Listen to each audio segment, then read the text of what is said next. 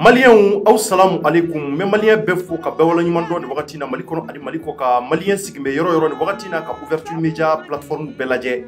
ni uyi anga bololo sirawye che fara musoka demseni ani mokokoroba malien bi yoro ka ta kayba jabate fo ka tabla kidal malien fara fima ani fara jema munu be mopti marawla sika so segu tomoktuni kidal ani gawo menaka fo ka tabla yoroso ani kajolo marawla ani yelimani anga fulbi bla awbe kelingelina yi marakaw ni koroboro ni bozo ani dogono ani flaw amba awbe fo ka wali mando aw munun be nazara jamana wala na tame tunga la alaka tunga ja awla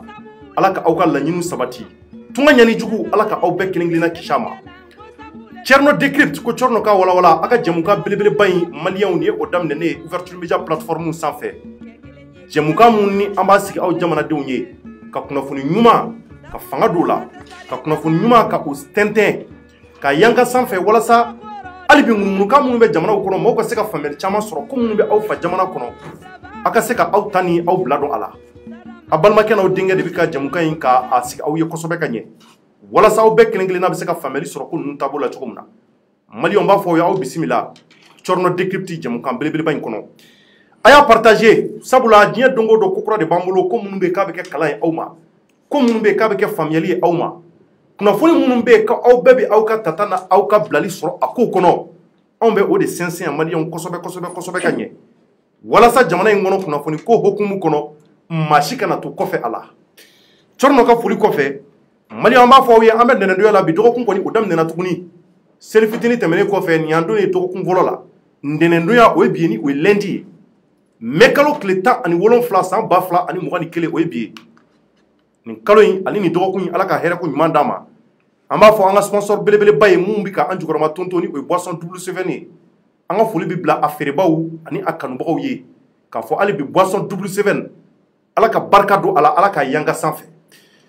be foli yɛrɛ la se nyɛrɛ kanu bawu ma fɔlɔ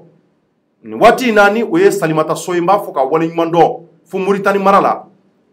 muso ngana do muso cɛsirilen do a kɛra ouverture media ani chorno decrypte jamukan fɛ kosɛbɛ mba fo ka wale ɲuman dɔ kosɛbɛ sujet minnu b'an bolo ya maliyɛnw o ye sujet belebele baw ye a b'a kalama k'a fɔ ni waati na maliyɛnw an ɲɛ bɛ ka sujet saba belebele ba minnu ta ye a fɔlɔfɔlɔ Ousmane Cherif Aidara ni o ye Ansar Dine ɲɛmɔgɔ ye maliyɛnw ani ka bila Haut Conseil Islamique o ɲɛmɔgɔ do a ye kumakan fɔ kumakan minnu n'a y'a jira k'a fɔ ko olu bɛna maa sugandi inshallah ni ala n'a kira sɔnna ma élection nata ni o ye 2022 u bɛn'u cɛsiri ka maa ta kuma ko nin waati na ko maa t'a bolo maliyɛnw an bɛna kuma o kan ka o walawala k'an hakilata fɔ a la bonya ani karama kɔnɔ o kɔfɛ maliyɛnw ko belebeleba dɔ de tun kɛra M5 kɔnɔna na an y'o de bila titre la division au sein du M5 RFP pour la mise en place du nouveau gouvernement point d'interrogation o kɔrɔ k'an ye ɲininkali kɛ o kɔrɔ ko tari farafarali bɛ ka don M5 RFP kɔnɔ wa gouvernement kura minnu n'a bɛ ka sigi o taabolo kan maliyɛnw a b'a kalama k'a fɔ yarɔ Moktar Wade bɛ fɛ ka gouvernement kura sigi an y'a mɛn k'a fɔ ko M5 mɔgɔw k'u consultera k'a ko de kɛ bɛ mankan ni farafaraliw ye ko in kɔnɔ tari tiɲɛ don walima nkalon don o hukumu kɔnɔ n bɛ ka weleli bila maa min ma ale ye Amara Bacili a b'a dɔn kɔrɔlen i bɛ to ka weleli bila ma a bɛ n ka weleliw jaabi a bɛ M5 RFP jeunesse kɔnɔna na n'an tilala o la maliyɛnw an b'a bɛɛ kuncɛ ni mun ye a bɔra a kalama k'a fɔ sɔgɔmada in na magistraw ye conférence belebeleba kɛ ni ka se ka weleli bila kunnafonidilaw ma ko kumakanw na an ye kumakan girinma dɔ ta ko des biens appartenant à des ténors de l'UNTM ni o l'Union nationale des travailleurs du Mali ont été saisis par le pôle économique ni kumaba ye kuma mun bɛ yen ko taliw kɛra a kan kuma mun bɛ yen k'u ye fɛn caman bɔ a kan maliyɛnw UNTM ye grève daminɛ bi an bɛna olu de ka maa dɔ wele ni ale ye Gite ye an bɛna Gite wele Gite bɛna fɛn caman bɔ an ye n'o ye Mustafa Gite ye k'a ɲininka nin kumakan minnu bɛ yen n'a bɔra magistraw da kɔnɔ ani grève minnu bɛ yen k'a daminɛna bi an ye kuma caman mɛn a kan tara taabolo bɛ cogo jumɛn dɔgɔkun kelen minnu y'a fɔ o bɛna o kɛ wa walima o bɛna filanan fara a kan maliyɛnw a y'a partager walasa kunnafoni a kana da aw kelen ma a y'a partager walasa minnu bɛ kɔlɔnjɛba u ka se ka bɔ kunnafoni nafama kalama cogo min na an bɛ don sujet nafama kɔnɔ joona joona tan belebeleba t'an bolo sabula an bɛ retard la bi kosɛbɛ nɛgɛ kanɲɛ 20 o tɛmɛna Bamakɔ n'a lamini kɔnɔ maliyɛnw an bɛ don sujet kɔnɔ a fɔlɔfɔlɔ ni o ye Ousmane Cherif Aidara n bɛna tila ka video k'a la a b'a lamɛn kumakan minnu bɛ yen n'a bɔra a da kɔnɔ Ousmane Cherif Aidara an ka maaba ye kumakan damadɔ bɛ yen maa caman b'o kalama anw ka jamana kɔnɔ beba kalama ka fo kalafili abika sense malion abika sense doni kana ni wati na onga jamana aka bonno wala walma jamana ka cika flengolonji ala kan gishama obi depa kalafili natala o e nay president nyuma de sugandi ni o e nyama malion Ousmane Cherif Aidara anga dine nyama chamambe iba fo ashrafa nyoro di Sahel la buya Haidara anga folbi bla anaka demoye fuka tabla Mamoud Diko nuna ani karamgo bachama malion nunu de koka green nunu jamambe ni uteka nyeshi mamma ka cha alafe jamana den chamambe munu bita kalafi we ngaba kalama Ousmane Cherif Aidara ale anga mali dine nyama berebere baye mamumbe ko jamakulu ba ko nya fanta ani nani fe surtout Afrique konya abi sanjamambo aka gere anga me ka foko Ousmane Cherif Aidara abi ka nyefo akanumogo we ko mo kata kalafli ni karisaye ukata kalafli ni karisaye nga malion mumbe ka bo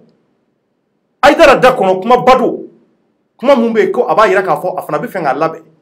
afana bi fenga maw labe afana bi fenga kuma kan mbe ka nyeshin ansar din cheduma ana musotikuma ka yira ka fo kuku chesri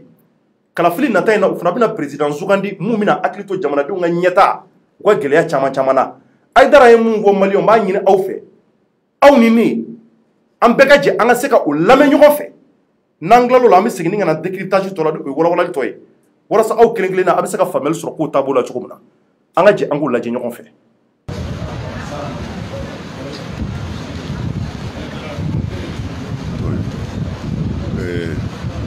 Assalamu alaikum wa rahmatullahi ta'ala wa barakatuh. An bɛ fɔlɔ k'an ka foli ɲɛsin journalisiw ma min da bi sɛbɛn minnu b'a a lase a kɛra nɛti sira ye a kɛra arajo sira ye a kɛra papiye sira ye an ka foli bɛ u bɛɛ ye an b'u fo k'u waleɲuman dɔn ka segin k'u fo ka cɛsiri la n'u ka jija la nin baara ninnu carinni na an bɛ dugawu k'u ye fana ala k'u ka baara ye ala k'u nafalan bɔ a la ala ka hakili ɲuman d'an n'u ma o kɔfɛ an balimakɛ ka ɲininkali n t'a fɔ ɲininkali kabakoma don mɛ ɲininkali min don a bɛ ma kamana gan dɔɔni ni Aidara ko a ka mɔgɔw k'u jɔ Aidara laada de ye min ka di min ye mɛ n'a ko a y'a jɔ n'u tɛna voter Aidara kɔni a ka mɔgɔ yira kɔni ni maa min sigar'o la a bɛ sɔrɔ o ma bamanankan yɛrɛ mɛn yɛrɛ fo ni maa y'o dege bamanankan la sa ne y'a fɔ k'a jɛya ka tanbaki bɔ a la pewu ne Aidara politiki ko Aidara ala ma Aidara mago don a la n mago t'a la bi kununko mago kun t'a la wa ni ala sɔnna hali sini mago tɛna y'a la mais san o san ne bɛ voter o san o san Aidara bɛ voter kabini vote daminɛna ni Aidara kɔrɔkɛ ye Aidara bila vote la n'o ye Diko ye o ni bi cɛ vote ma kɛ Aidara ɲinɛ ma président vote la ni Aidara ma taa ka carte sɔri i y'a dɔn carte kɔni sɔritɔ i tɛna fu k'a la o i bɛ taa vote mɔgɔ dɔ de ye mais tiɲɛ don an kun b'o kɛ mais an kun ti an bolo sin mɔgɔ la k'a lase mɔgɔ ma ko an ka vote karisa ye mais jamana in bi cogo min na bi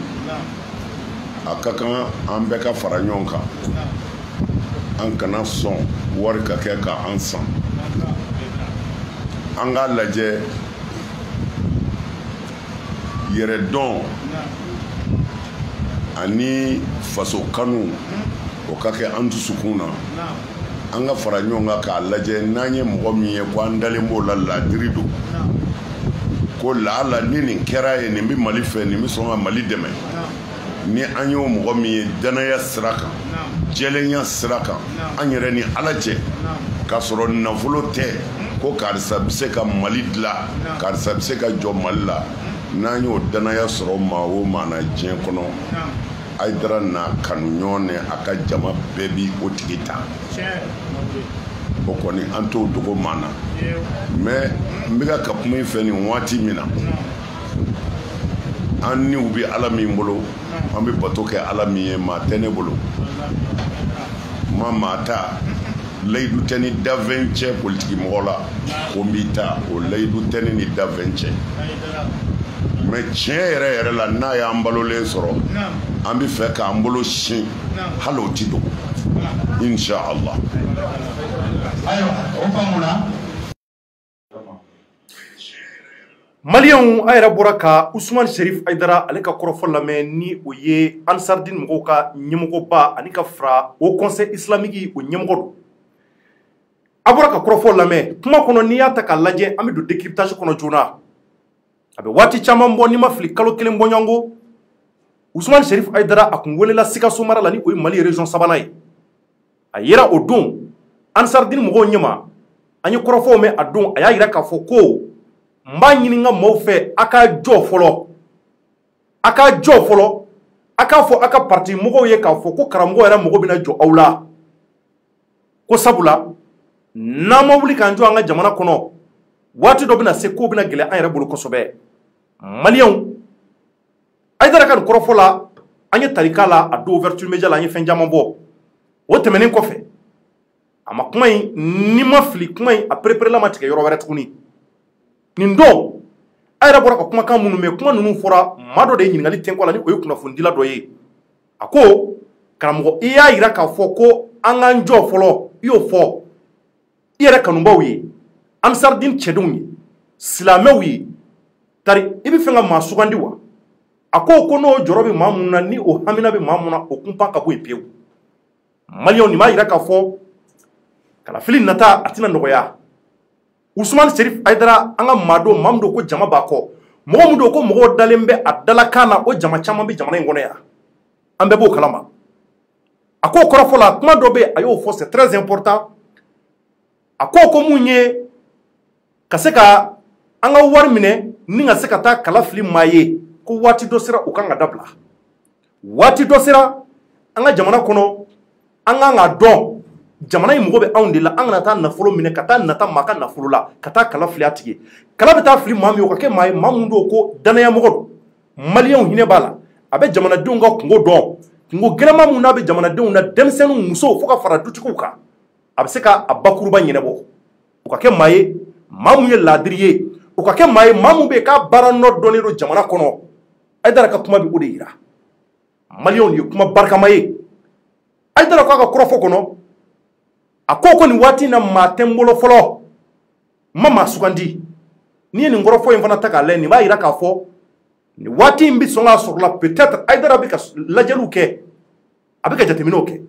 n ko bɛ se ka mun de fɔ an ka diinɛ ɲɛmɔgɔ ye maliyɛnw o ye k'a yira an ka diinɛ ɲɛmɔgɔ la k'a fɔ jamatigiw don wa mɔgɔ bɛ olu de kuntilenna lajɛ ni jateminɛw bɛ kɛ kow la an bɔra ka diinɛ ɲɛmaa minnu fɔ aw ye u k'a lajɛ maa ka sugandi u k'a fɔ jamanadenw ye danaya ka taga da nin maa fasugu kan mun ye jɔyɔrɔba dɔ fɔ an ka jamana kɔnɔ n'a ye kɛwale ɲumanw kɛ a ye baara ɲuman kɛ ka ɲɛsin Mali ka ɲɛtaa ma a ka kɛtaw dɔn bɛɛ a bɛ bɔ du mun kɔnɔ du jumɛn don Mali ka gɛlɛya tari a kɛmɛ k'a ta k'a fa a bolo fila la wa o de kan ka kɛ fɛn ye fɛn mun bɛ yen ko anw ka diinɛ ɲɛmaaw ani ka fara an ka maaba caman kan laadatigiw jamatigiw u kan ka o de kuntilenna kɛ ka ɲɛsin jamanadenw kelen kelenna ma maliyɛnw nin kuma de bɛ dugu kɔnɔ nin b'a yira k'a fɔ a kunpan ka bɔ aw bɛɛ kelen kelenna na Usumani Serif Ayidara maa bɛna sugandi ala ti mɛn maa bɛna sugandi le président du haut conseil islamique Ansardine ɲɛmɔgɔ maliyɛnw maa bɛna sugandi o bɛna kɛ maa ye maa mun bɛ yen ko Ayidara bɛ ka jateminɛ kɛ a ko kɔnɔ mun bɛna anw ka dekun ban mun bɛna fura sɔrɔ anw ka kalanko la wa mun bɛna fura sɔrɔ anw ka kɛnɛyako la wa mun bɛna fura sɔrɔ anw ka lakanako la wa an b'o de ɲini an ka diinɛ ɲɛmaaw n'an ka maabaw fɛ an ka jamatigiw fɛ bi bi in na Mali bɛ dingɛ mun kɔnɔ caman ɲɛ b'a la Mali bɛ dingɛ mun kɔnɔ ni bolo bɛ ɲɛsin maa ma a bɛ ɲɛsin o diinɛ ɲɛmɔgɔw ani ka fara o politiki ɲɛmɔgɔw de kan donc o b'a yira k'a fɔ waati sera waati mun bɛ yen k'an ɲɛ b'u la an bɛ k'u ka jateminɛw kɛ wa an dalen b'a la k'a fɔ u bɛna maa sugandi maa mun b'o k'a bɛna jamanadenw ka dekun bakuruba caman ban Amara Bacili bɛ n kɛrɛfɛ a fana bi activiste don a yɛrɛ b'a dɔn a bɛ hakilila taama caman fana fɔ réseaux sociaux kan n'o ye bɔlɔlɔ ye Amara i bɔra ka kɔrɔfɔ lamɛn ni o ye Usumani Serif Ayidara ka kɔrɔfɔ ye kumakan ninnu na i hakilata ye mun y'a la. Bon Thierno n b'i fo fɔlɔ n bɛ Buwa fo ka Yusu fo ka Goti media barakɛlaw bɛɛ fo k'an yɛrɛ jɛɲɔgɔnw bɛɛ fo n bɛ nin karamɔgɔ in bɛɛ fo Pɛrɛnɔ Mali in kɔnɔ karamɔgɔ kuma a ma nɔgɔn politiki mɔgɔ kuma a ma nɔgɔn parce que n'i kumana tiɲɛ kana fɔ n'i ye tiɲɛ fɔ i da bɛ fara yarɔ sani émission yɛrɛ ka daminɛ i tun bɛ sigali la n kana kuma parce que ɲɛna bɛna kuma fɔ bali fɔ ma s'o ma non parce que an kan k'an janto diinɛ ɲɛmɔgɔw ka choisir o ye plateau in laadaw ye 2012 la diinɛ ɲɛmɔgɔw ye choisili kɛ n'o ye IBK ye a kɛra erreur juguba ye u bɛɛ nimisara o kɔfɛ IBK ka réélection na u ma kala ta ka wuli majoritairement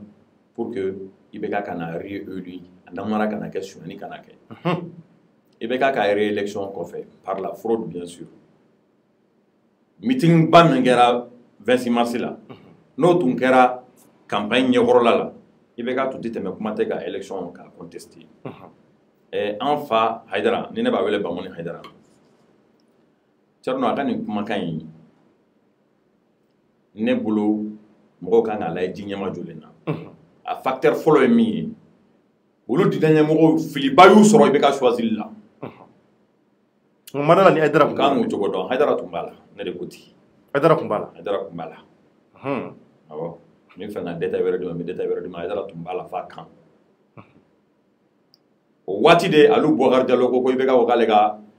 yɔrɔ dɔ san ka di Hayidara ma k'ale y'o san ka d'a ma ale de tun tɛ k'a fɔ salon k'ale bɛ salon na sini k'ale bɛ choisili kɛ mais k'ale b'a kɛ ji jukɔrɔ an y'o critiquer an ko o ye marchandage de ye quoi a bɛ candidat caman choisi si t'a kalama k'a fɔ ko a ye dɔ wɛrɛ choisi min t'ale ye maintenant yɔrɔ min bɛ yen ni maliyɛnw kan ka a jateminɛ kosɛbɛ an bɛ don min na comme bi Hayidara ye Haut Conseil islamique président de ye kosɛbɛ a bɛna mɔgɔ choisi don min a bɛ démissionner ka bɔ Haut Conseil islamique président la wa a bɛna kɛ Sɛnsɛn Kulubali ta ɲɔgɔnna ye ka patronat kɛ ka campagne kɛ o dagalen tɛ dɛ o dagalen tɛ a dagalen tɛ mais Haut Conseil islamique charia bolo est ce que Haut Conseil islamique ye organe min ye c'est un regroupement islamique a ɲɛmɔgɔya bɛ d'i ma pour que tu sois équitable i ka fɛnw gérer de façon équitable mais ni e b'o o ɲɛmɔgɔya la e bɛ fɛ ka pencher mɔgɔ dɔw ka côté fɛ k'i ka mɔgɔw b'o choisir o ye fili ye dɛ o ye filiba de ye an ka hakili to yɔrɔ la non ne bolo ko tɛ c'est la réalité a man k'i to Haut Conseil islamique président la cogo si la k'a bɛ mɔgɔ yira ouvertement logiquement c'est pas normal Thierno ni karamɔgɔw ka mɔgɔ choisili a ma hɛrɛ foyi se Mali ma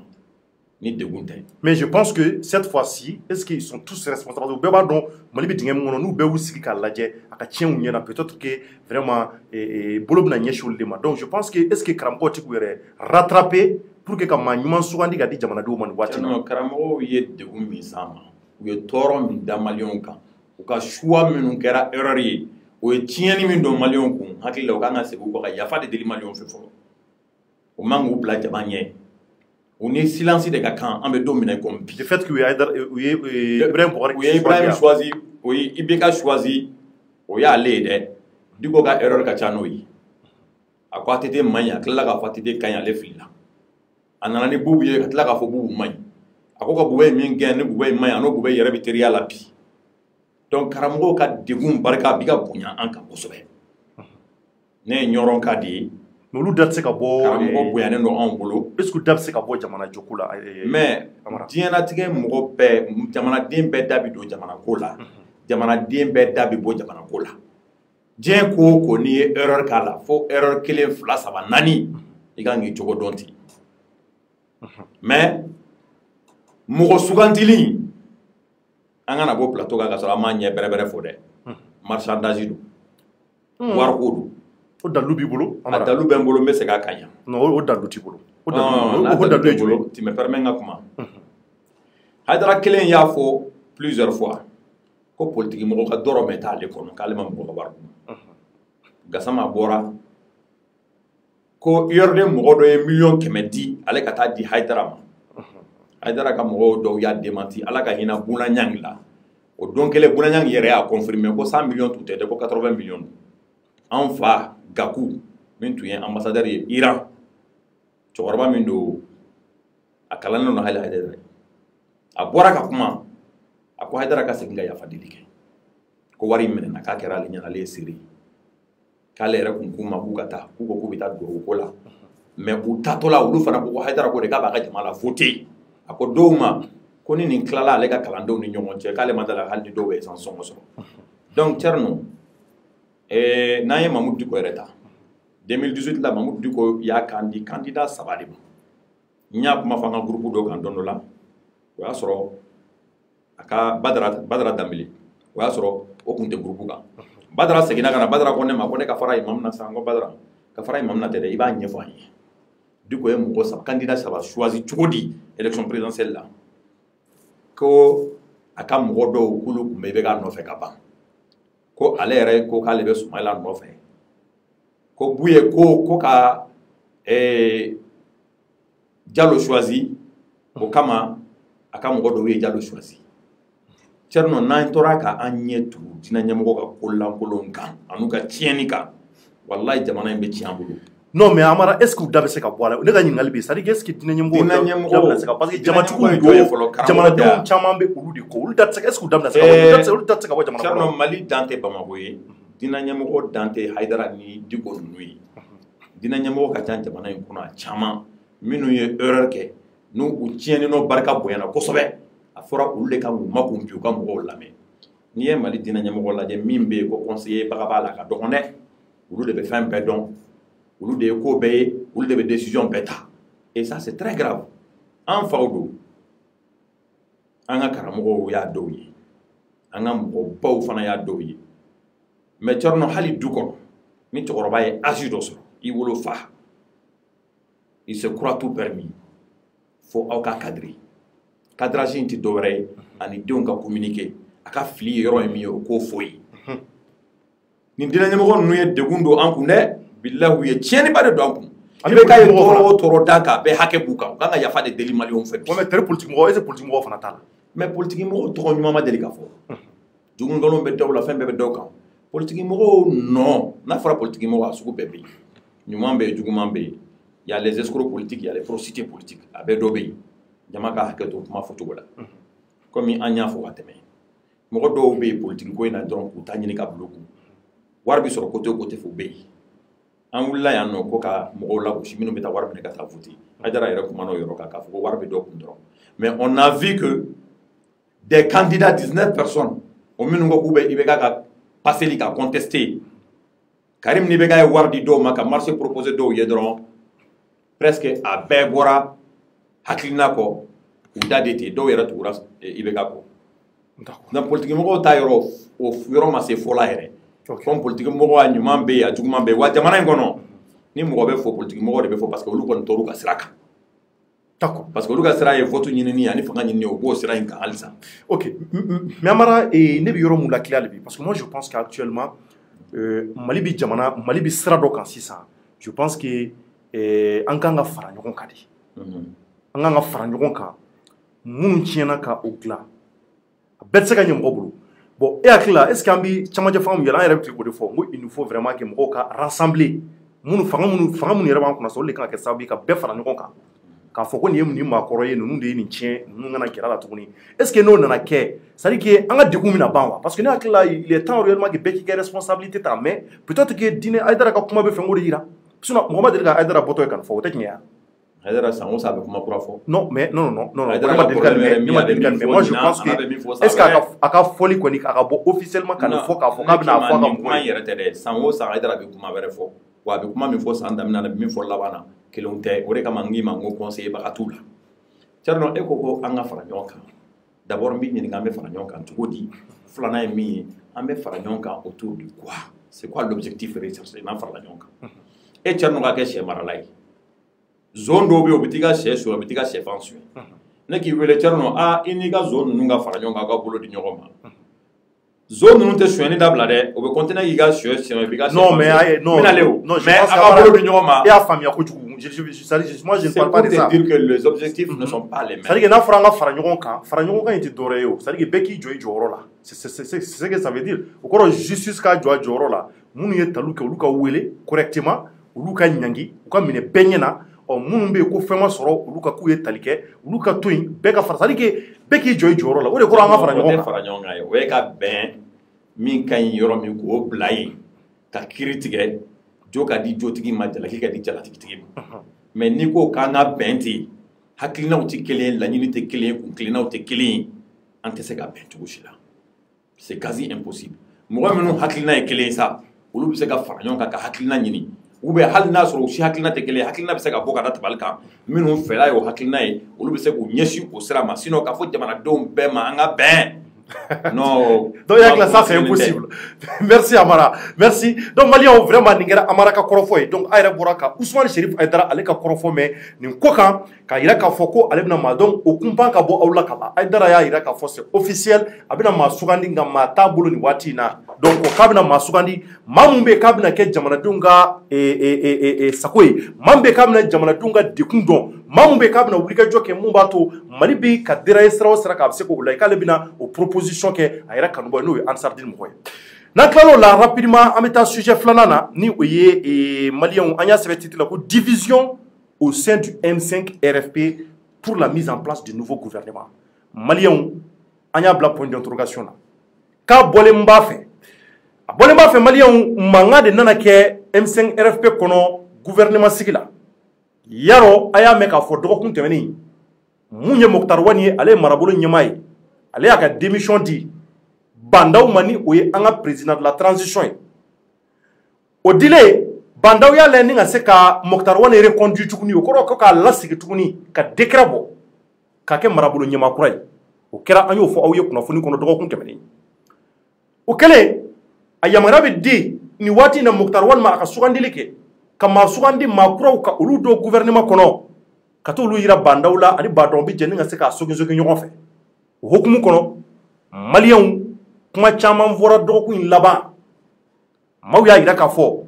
caman mun bɛ gouvernement in kɔnɔ minnu ye baara kɛ ka tɛmɛ i b'a fɔ caman bɛ minnu ma baara kɛ dɔw yɛrɛ ko k'a bɛɛ falen dɔw fana y'a yira k'a fɔ hali Mokhtar Wane ko Mokhtar Wane yɛrɛ tun man ka sigi tuguni ka kɛ marabolo ɲɛmaa kɔrɔ ye tuguni bɛɛ ni hakilinata don jamana kɔnɔ sabula an bɛ bɛɛ jɛ fanga na o kɛlen a b'a kalama k'a fɔ ni nin kɛra politique mɔgɔw olu tɛ sigi tuguni bɛɛ bɛ wuli k'i jɔ bɛɛ ka laɲini ye mun ye ni ka se ka o kɛrɛnkɛrɛnya k'o kɔrɔ siɲɛ kosɛbɛ walasa i ta kana k'a la k'i ɲɛ b'a la o ye politique mɔgɔw ka wulikajɔ ye dɛ Maliens nana ye k'a fɔ nin kɛlen Bitar ye wulikajɔ sabati an y'a ye CEMACI mɔgɔw ka cour kɔnɔ k'a taara ni ka se ka taa kumakasigiw la politique mɔgɔw kɔni ye wulikajɔw kɛ M5 RFP mɔgɔw ye wulikajɔw kɛ kow kɔnɔ o wulikajɔ mun nana kɛ Maliens an nana ye k'a fɔ u bɔra ni ka se ka déclaration officielle kɛ o kɔrɔ ka kumakan bila kumakan mun ni a kɛra bandaw ale ye Mokhtar Wane bilali mun kɛ ni ka tila k'a reconduit tuguni ni Mokhtar Wane y'a ka démission kɛ bandaw y'a reconduit tuguni choqué ko di ko nin ko in kɛra olu ma consulter nin ko in kɛra olu ma jate donc olu b'a ye k'a fɔ vraiment nin ko in u tɛ ka foyi faamuya la a ye kuma caman fɔ dɔgɔkun kɔnɔ an bɛɛ kun dafalen bɛ yen o kɛra sibiri tɛmɛnen a bɛ ouverture média page kan Maliens nana ye k'a fɔ ko jaja ko proposition de kɛra a bɔlen b'a fɛ proposition de kɛra k'a fɔ k'u bɛna maa damadɔ ta ni ka olu don gouvernement kɔnɔ k'olu kɛ ministre ka dɔ kɛ ministre des affaires étrangères peut-être ka dɔ kɛ ministère de la défense peut-être ka dɔ kɛ ministère de la culture peut-être ka dɔ fana kɛ yɛrɛ ministre so minnu bɛ yen ko u ka di kosɛbɛ kosɛbɛ kosɛbɛ ka dɔw kɛ o ye k'o proposition o kɛra M5 mɔgɔw yɔrɔ an ka Maliens kɛlɛ de wulila an y'a mɛn k'a fɔ ko korofiliw de bɔra a la a b'a kalama k'a fɔ n'a fɔra k'i bɛna bila ni ka taa da sɔgɔ i da la i ka taa sɛ dun ka buru d'i ma Maliens ka climatiseur k'i kunna foyi man di k'o bɔ waati in na an bɛ tile farima kɔnɔ jamana in kɔnɔ lafiya ka di bɛɛ ye nin kɛlen ko mankan de nana wuli M5 kɔnɔ korofiliw de kɛra n y'a mɛn yɛrɛ ko hali Amara Bacili yɛrɛ tun bɛ yen ko koro dɔ y'a da sɔrɔ n t'a dɔn ni o yɔrɔ yɛrɛ fununen don Amara o yɔrɔ bɛ cogo jumɛn Tara yɔrɔ jiginna wa ko korofiliw kɛra ko ɲɔgɔn samasamaw kɛra ko ɲɔgɔn samasamaw kɛra a la kosɛbɛ an y'o kɔrɔfɔw mɛn nka Amara bɛ n bolo kɔrɔ yan bi kuma bɛna di Amara ma Maliens proposition kɛlen ni ka se k'a fɔ ko ka maa damadɔ sigi ko dɔw ma jɛn n'a ye ko dɔw ko a k'olu bɛ kɛ ministre ye dɛ olu tɛ se ka to tan fiyewu k'olu bɛ k'a ye dɛ nka maliyɛnw ko Choguel de y'a sen da ko maa tɛ k'a ye tɛtɛw ko maa si tɛ don ministériya la yan k'a tɛ don a la fiyewu k'an bɛ nin sɛgɛn kelen in de kɛ an b'a tarabaso ɲɔgɔn fɛ a ko dɔw ko Choguel ni fantanya t'i la a b'aw na yan dɛ i b'a to an ka taa don ministériya la dɛ dɔw ko Choguel anw bɛ don ministériya la a ka d'anw ye ka don avion kɔnɔ ka pan pankuru kɔnɔ ka taa jamana dumanw na a ka d'an ye ni ka gɛrɛ bandaw la k'an hakilila ta fɔ jamana ko la k'o de sama-samani nana caya M5 RFP kɔnɔ an ye mun mɛn dɔgɔkun daminɛ kɔnɔ nka maliyɛnw a tiɲɛ n'a nkalon Amarabɛn kɛrɛfɛ ale tun bɛ kɛnɛ kɔnɔ n y'a mɛn ko kuru mun y'a sɔrɔ n t'a dɔn n'o ye tiɲɛ ye nka a da bɛna se o fana ma k'o fɔ Amara Bacili baaraw filɛ nin ye an ye kɔrɔfɔ mɛn komi e bɛ M5 jeunesse kɔnɔ tari ko tiɲɛ ye jumɛn ye a kɛra cogo jumɛn ne dɛsɛlen bɛ ka yɛlɛ dabila fɔlɔ mun na ta t'a dɔn n'i sogora nin na de wa i ye film dɔ de ye min n'a bɔlen don wa koro ma fili koro ma ne sɔrɔ koro me sɔrɔ non min ye kuma expliquer a m'a expliquer ka ɲɛ d'accord c'est n'i ko ko division bɛ au sein du M5 c'est comme n'i ko division bɛ Mali kɔnɔ mɔgɔ dɔw ni ɲɔgɔn cɛ M5 kɔnɔ mɔgɔw c'est des millions de personnes mɔgɔ millions caman don kosɛbɛ u bɛɛ tɛ ɲɔgɔn dɔn comité stratégique de bɛ yen n'o bɛ kɛ mɔgɔ 40 ni ko ye ni ma fili donc ne tɛ comité stratégique kɔnɔna na e tɛ comité stratégique la comité stratégique mɔgɔ kuma min bɛ ka fɔ fan bɛɛ k'a fɔ ko kɛlɛ kɛra mankan kɛra yarɔ M5 ye laɲini damadɔni de kɛ pour te dire que nin gouvernement falen ye M5 ta yɛrɛ y'a kɔnɔ yɛrɛ fɔlɔ nka proposition kɔni kɛra proposition kɛra comme émissaire dɔw wulila ka se Choguel ma a ka parti ka sira fɛ kan kɔrɔta nin na kosɛbɛ maaw tulo b'i la émissaire dɔw i n'a fɔ MINUSMA ɲɔgɔnnaw MINUSMA CEDEAO fana n'a kun ye ɲɔgɔn ye olu dɔw wulila ka se a ma a ka parti cadre kɔnɔna na M5 tɛ dɛ a ka parti cadre kɔnɔ awɔ mais M5 fana ye déclaration min kɛ o cadre kɔnɔna na o kumana fɛ donc ani ninnu kumana a ka kan a ka taa kuma lase tɔw ye min bɔra a kɔnɔ kosɛbɛ a taara a ye kuma ɲɛf'u ye u tilala kuma na u ye débat de kɛ autour du sujet a fɔra mɔgɔ saba ka taa kuma ɲɔgɔnya ka kuma ɲɔgɔnya ten parce que regroupement politique do dans un regroupement politique fɛn bɛɛ bɛ bɔ tabali kan ka da de aw b'a baro kɛ kosɛbɛ donc u ɲininkara sisan i n'a fɔ mɔgɔ poste saba bɛ di aw ma ko poste saba bɛ di M5 a y'a lajɛ aw b'a tila cogo min soit n'aw bɛ fɛ dɔ ka fara kan an bɛ dɔ fara kan jɔn y'o proposition kɛ MINUSMA mɔgɔ wa non gouvernement mɔgɔ gouvernement de y'o proposition kɛ awɔ M5 RFP maliyɛnw an ye nin lamɛn dɛ bon M5 mɔgɔw y'a yir'u la k'a fɔ tiɲɛ yɛrɛ la an ye point fɛn fɛn fɔ nin t'o point si kɔnɔ o point ninnu ye jumɛn ye ko ka gouvernement ka train de vie bandaw sara Assimi sara les hauts conseils la sara fu min bɛ ta la ka d'u ma o n'a ɲɔgɔnnaw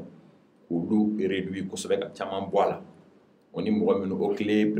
directeur n'a ɲɔgɔnnaw minnu ka sara yɛlɛnnen don sanfɛ ka dɔ b'olu la o mana bɔ yen ko CNT n'o ye kunfɛmɔgɔ tɛ yen ni taafan t'a la kun t'a la ko jɔyɔrɔ kelen t'u la u tɛ ka foyi ɲɛ jamana in kɔnɔ. ayi Amara a fɔ CNT dɔrɔn d'aw ma kana fɛn wɛrɛ fara a kan. non ni n'an ko CNT dɔrɔn c'est comme si c'est un. ayi mais kana don a fond kɔnɔ quoi fo maa mi explication na. ni explication ma k'a tɛ dɔn a yirala k'a fɔ nafa de t'a la a mɔgɔw taara u tacogo ma ɲɛ u taara kun min na kun t'a la ko CNT ka ci. jɔnni ko ten M5 ka laɲiniw la a yirala ko gouvernement yɛrɛ fana ka ci wa gouvernement cili kun tɛ ko mɔgɔ saba mɔgɔ fila ka bɔ M5 mɔgɔ ka don M5 ka laɲini tɛ gato tila ye M5 ka laɲini ye changement de ye wa a fɔra ko gouvernement ka ci kun min na o kun yɛrɛ ye Mukutari Wani kelen de ye ni bandaw tilala k'a kɛ i n'a fɔ ale de y'o seginna k'o ta ale yɛrɛ na tacogo yɛrɛ bɛɛ b'o dɔn déjà donc ko accord politique accord d'Alger ko ka segin o kan tuguni ka o révision kɛ min bɛ bɛn jamanadenw ma o bɛ se ka taa kɔnɔ min tɛ bɛn a ma o bɛ bɔ a kɔnɔ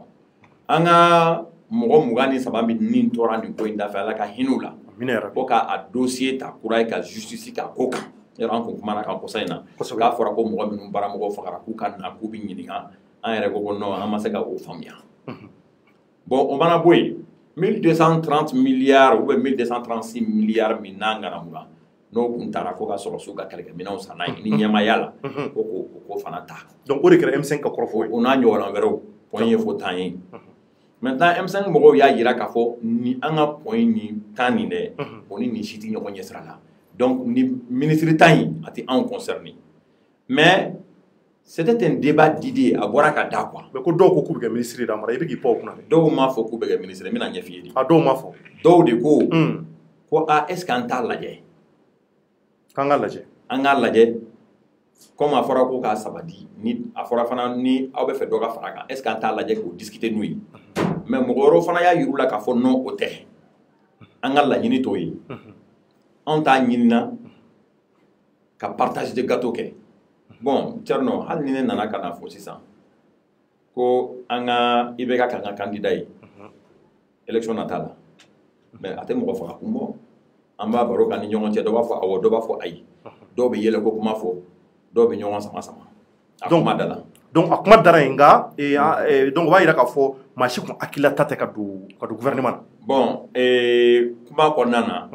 décision tun tɛ débat d'idée de don a y'o hakilinaw di problème tɛ comité stratégique mɔgɔ ye minnu ye ɲɔgɔn ye koyi problème bɛ kɛrɛfɛ mɔgɔw de la sɔrɔsiw furadama ni mɔgɔ dɔw de bɛ bin ko dɔw la i b'a mɛn olu tigiw de bɛ na a ye don sa a ye don a ye don a ye don a ye don in tɛ dɔ wɛrɛ ye mais jɔnni ko k'a bɛ kɛ ko ye ka M5 ci de jɔnni ko k'a bɛ don n y'o de f'i ye denmisɛnninw ni denmisɛnninw yɛrɛ lamɛn dɔw ta ye kodɔnbaliya ye parce que kodɔnbaliya tɛ dɔ wɛrɛ ye M5 ka laɲini u t'a dɔn M5 bɛ min nɔfɛ u t'a dɔn olu kɔni ɲɛna ko M5 bɛ ka kɔkɔ de kɛ ten komi n y'a fɔ bɛɛ ɲɛna a mɛnna n ka fara ka bɛɛ lamɛn n'i tora ka nkalontigɛla lamɛn a bɛ nkalon de f'i ye don o don i bɛ bila fili la mɔgɔ caman bɛ yen u tɛ M5 kuntilenna yɛrɛ dɔn parce que sanu ka M5 mɔgɔw lamɛn u bɛ taa mɔgɔ dɔw ka nkalon lamɛn kɛlɛ bolokuru ayi a ma kɛ. mais ko dɔ y'a ka gulokiba yɛrɛ bɔ. ayi o ka teli ka kɛ anw jeunes de fɛ yen. a ka sanfɛ gulokiba n'a ka fugulan ko f'a ka kɛ. o ka teli ka kɛ anw jeunes de fɛ yen. Amara i tɛ ka fɛn tiɲɛ fɔ an ye. n bɛ ka fɛn tiɲɛ de f'i ye mais ni ne ma se k'a tiɲɛ fɔ M5 kɔnɔ mɔgɔw ka ca ni ne ma tiɲɛ fɔ minnu bɛ k'a lamɛn a dɔ bɛ se k'a demander ka na plateau kan k'a tiɲɛ fɔ. d'accord ça c'est très facile. o tigi ka droit de réponse ye. n bɛ ka min f'i ye le M5 là c'est formé de cadres très responsables très responsables. M5 kɔnɔna na mankan sama-samali kɛlɛ u bɛ ka guloki bɔ o bɛ kɛ anw de ka côté la kuma bɛɛ parce que jeunes tɛ ɲɔgɔn faamuya ten mais comité stratégique mɔgɔ ninnu c'est des gens qui sont très responsables hein. Ils ont l'habitude de faire ce genre de réunions donc mankan tɛ se ka k'olu ka côté la wa hali anw minnu ye jeunes fana ye fo ɲɔgɔn bamakan ni ɲɔgɔn cɛ koyi on se comprend an y'an sigi dɔrɔn ka hakilinaw bɔ k'a da dɔw tun ma faamuyali kɛ dɔw t'a kalama donc an y'a ɲɛf'u ɲɛna bɛɛ y'a faamuya k'a fɔ ko in tɛ ka don gouvernement na anw t'a ɲini ka don gouvernement na cɛ anw t'a ɲini ka kɛ chargé de mission ye an t'a ɲini poste ka d'a ma. mais aw tɛ fɛ a ko ka ɲɛ pourquoi a tɛ fɛn ka don gouvernement na et que gouvernement dun filɛ fɛn bɛɛ bɛ yen i bɛ don avion kɔnɔ i bɛ don avion kɔnɔ i bɛ taa dugu dumanw na et puis sɛ bɛ yen fɛnw caman bɛ yen Amara ne ka taa par exemple ka ne kɛ ministre ye Thierno ça va résoudre quoi dans ma famille. mais cogo di i bɛ se k'i hakilila ta fɔ jamana jɔ ko bɛɛ bɛ se ka kɛ ne cousin caman de bɛ yen u tɛ baara la dɔw bɛ baara la u ka baara tɛ k'u nafa diplôme bɛ dɔw bolo u ma se ka baara sɔrɔ tu penses que ni ne taara ka don gouvernement na o b'a to olu ka problème bɛ ɲɛnabɔ wa ou bien ni ne taara ka don gouvernement na o b'a to ne bɛ se ka olu ka problème ɲɛnabɔ wa la question n'est pas là et ka IBK to yen IBK avait fait la même chose k'an to FSD la n'a ye accord politique la na mais quand les Tchèblés là sont rentrés dans son gouvernement est-ce que o ye kow ɲɛnabɔ a ye solution sɔrɔ wa c'est le même cas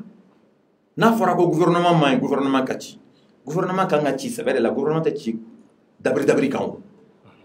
n'a fɔra ko CNT ka bɔ yen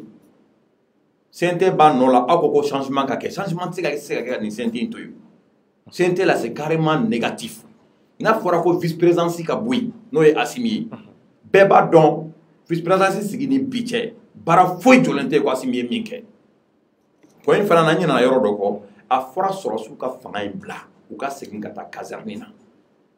o de y'a to waati min na i ko k'a fɔra k'an bolo ɲɔgɔn ma n k'i ma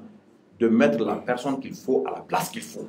jamana in bɛ se ka taa ɲɛ o dɔrɔn de la. mais à travers vos propositions aw yɛrɛ bolo c'est-à-dire nin proposition ninnu bɛ se ka kɛ yan c'est-à-dire Assimi en tant que vice-président. Mali Assimi ta ye yan. K'Assimi bon aw yɛrɛ bolo ayisa ne bɛ k'i ɲininka n m'a fɔ a tɛ Assimi ta don nka an bɛɛ jɛ de ye Mali ye o. mais Assimi Mali tu tigɛ o. mais bɛɛ jɛ don. hali coup d'état min n'a bɛ fɔ k'a y'a kɛ a tɛ sɔn ka jɔ a la k'a ye coup d'état kɛ. mais bɛɛ jɛ tɛ Mali wa. bɛɛ cɛ ye Mali ye o de justement o de kama dɔ man ka taa jagoya privilège da yɛrɛ kan Assimi n'est qu'un colonel son travail c'est la guerre il n'a qu'à aller sur le front a ka taa kɛlɛ kɛ yen minnu vice-présidence yɛrɛ an t'a dɔn jamana in kɔnɔ Assimi yɛrɛ de tun bɛ fɛ ka kɛ président ye ɲɛma sɔrɔ o la u taara poste dɔ ɲini ka d'a ma ye ko vice-présidence baara tɛ kɛ nafolo bɛ ka ta ka tiɲɛ ten Assimi Bandaw Mokhtar Wane ani le truc min bɛ CNT kunna tɔgɔ di CNT kunna Diaw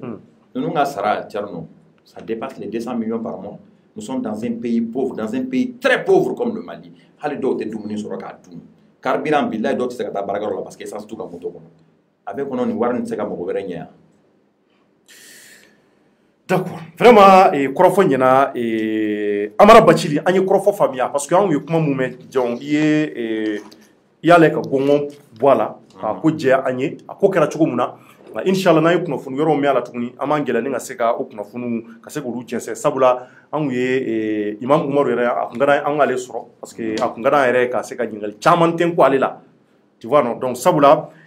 kuma caman kɛra fɛn ninnu kɔnɔ a ko la donc n'aw sera ka préparer ka kun diya kojugu mais maintenant an bɔra ka ye bon